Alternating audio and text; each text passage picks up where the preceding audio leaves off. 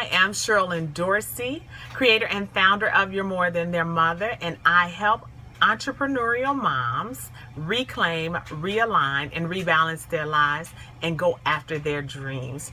Thank you so much for joining me here. Thanks so much for joining me today and every Monday through Friday at 11 o'clock Central Standard Time live. So today we are talking about beliefs. And I think I put today's topic down as, are your beliefs holding you back? It's relaxed. I know it's real relaxed. I don't know if that's a good thing, right? But you get to do this from home. So I always laugh when people say, you know, you're working right now. No, I don't know if this is called work. When you love what you do, you get to do it in the comfort of your own home many times. It's a great thing. But let me jump in topic. So we are talking about beliefs today. And if your beliefs are holding you back. So this is a huge touchy subject because number one, when we get into beliefs, a lot of people think that we're talking about religion, or that I'm talking about religion. And I'm not in this case at least. Perhaps you may find yourself in other areas of your life applying this concept, or maybe asking yourself this question, be it religiously, spiritually, wherever it's applicable to you.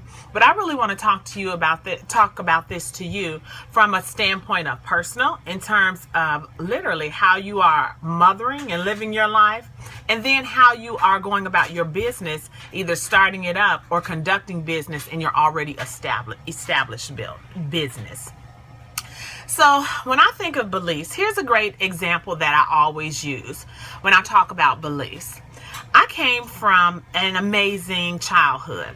I had a wonderful mom and dad who were very active in my life. I had a grandparent. My father's parents grandmother passed away before I was born, and I was able to have my grandfather on my father's side of my life for a short while before he passed away.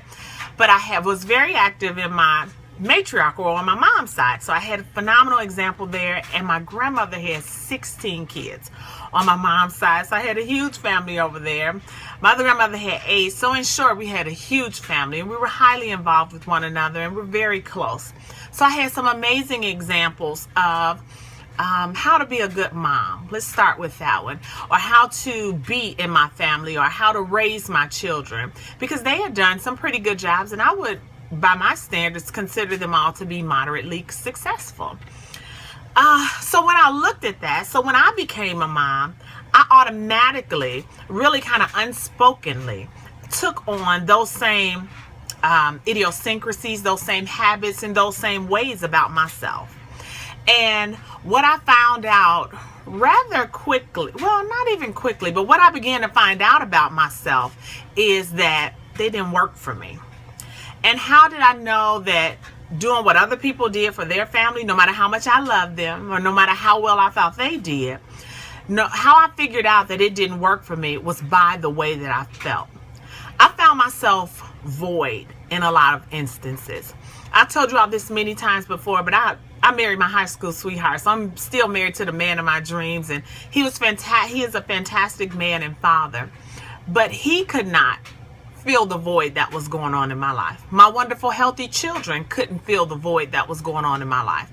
Only I could do that, and that was by figuring out and then establishing who it is that I was as a person, what it is that worked for me in my household, and understanding that just because I did not accept what they did in terms of implementing that in how I raised my children and conducted my home, did not mean that I loved them any less. And of course, them and they is my family, my parents, and things like that. What they did and what they do work for them. So you cannot just take on somebody else's habits, beliefs, or ways about themselves. You cannot just take that on and adopt that as your way of life in thinking that it will work for you. That worked for them. You have something special and unique about you that will work for you. Your job is to figure out what that is. So often we do things because that was the belief or the habit that was handed down to us. it brings me to this story that I always think of. It was about this lady and this pot roast, if I remember correctly, the piece of meat that it was in this example. But this lady, this young girl, she was growing up and she watched her grandmother. Every time she got ready to cook this roast, just go with me on that piece of meat, but every time she got ready to cook this piece of roast, she cut off all 4 corners of the roast and she would throw them out or do something else with them. Let's just say she'd do something else with them. And then she cooked this roast in this pan and, you know, it was delicious. They went about it and, you know, they ate. Well, all of this little girl's life, she grew up watching her mother cook this roast this way. Well, when she got older, she began to do the same thing. She cut off the ends and her daughter began to come up, or her child. And they started saying, well, why do you cut off the ends of this roast like this, Mom? You know, why are you doing this? And her answer was, honey, well, because you're supposed to. I watched my mother do it. You don't eat that part of the roast. And this question, and you know, she questioned it a couple of times and it went on. But it was enough to spark something in that now mother to go back to her mother. And she said, you know, I never really asked why she did that. So let me just go and find out for myself. And so she had the benefit of having her mom still with her. So she went back and she asked her, Mom, growing up, you used to cut the ends off of this roast. Why did you always do that? And her mother said, honey, because I didn't have a pot that was big enough to fit the roast in as I bought it, as it was when I bought it. So I used to cut the ends off so that it would fit the pot, and I cooked it from there. Well, that was a huge revelation for her, because what she did was, the daughter, she thought all this time and had passed this on to her daughter, passed this on to her child at the time, that something was wrong with the ends, that there was a problem with the ends. That's the reason why she cut it off. Never taking care enough to find out what the reason was behind this. Why is it that she believed that? Why is it that she had now adopted this habit and had no idea why? She just kind of copied it from her. And I use that example to say, to really reinforce the point that our parents, our loved ones, we have a certain amount of loyalty and allegiance to them. Be it, and really it's unspoken. I don't care if your parent or the person who raised you is a drug addict. If it, in particular, a mom, I don't care how bad they are out there, we love and want our parents. So we yearn for their acceptance and love. So when they tell us something, we are inclined to believe it and then duplicate it. And somewhere along the way, we have been taught, or we thought, that if we didn't do that, that meant we loved them less, we were a little less loyal, our allegiance wasn't as strong as we thought. And that is not the truth. The truth is, you have a right to your feelings. You have a right to figure things out for yourself. You have a right to no longer believe, do, or have the same way about you that your parents or the person who raised you did. I'm telling you, it will make you stronger for it, because your beliefs have been given to you based upon your experiences, your environments, and the things that you have encountered. You get to establish those beliefs for you.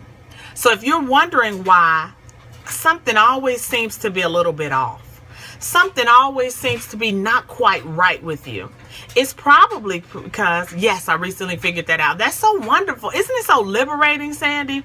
I absolutely love it when I have those ahas, as Oprah calls it, those aha moments. You have a right to be your own person. And when you don't, when you're not, and you can't figure out, like I was just saying a second ago, what's wrong or what's kind of off with you, more oftentimes than not, that's the problem. You are ascribing, you have prescribed to someone else's beliefs, be it about you, habits, or ways, and you have not established your own way. And really, the difference between you doing that and not is courage. You have to have, yes, now I'm trying to find my own, yes. You have to have the courage to go in and ask the questions, to say no to establish a parameter, to establish the parameter around your mind, to say, I don't choose to believe that. Even if you don't know what you believe yet at this point, because you have not internalized or you have not gone within yourself enough to figure that out, you have a right to pause everything else around you. Literally everything and everybody. That includes your parents, your children, your loved ones, etc. It is a matter of extreme importance. It's actually an emergency that you do that if you ever want to define and find your true happiness.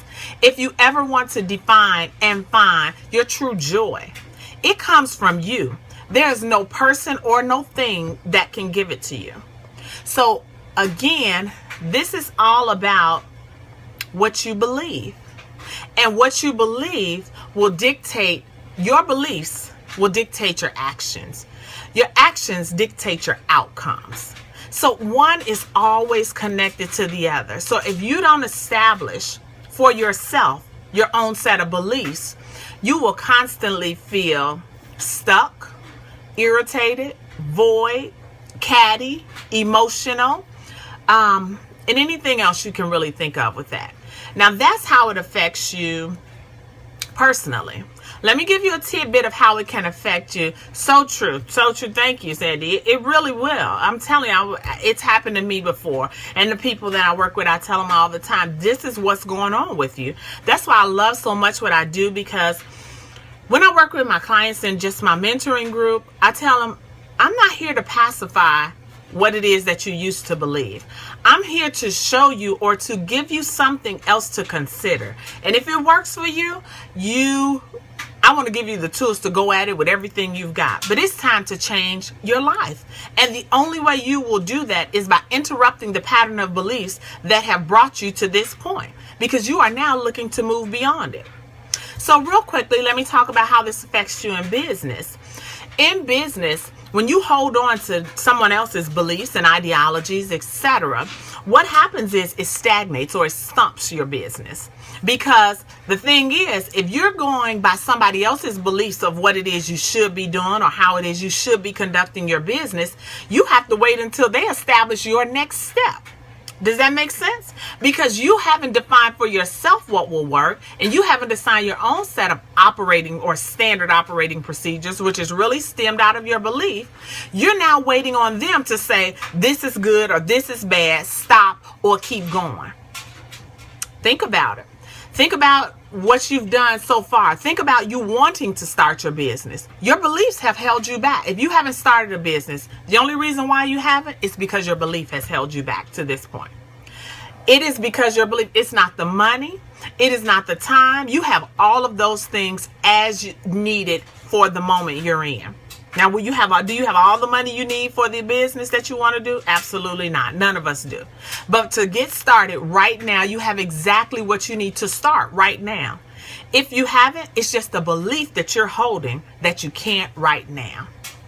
And I'm telling you, it's time to eradicate it. It's time to throw it out, get rid of it, and find or create a belief of something that will move you past where you are to where you want to be.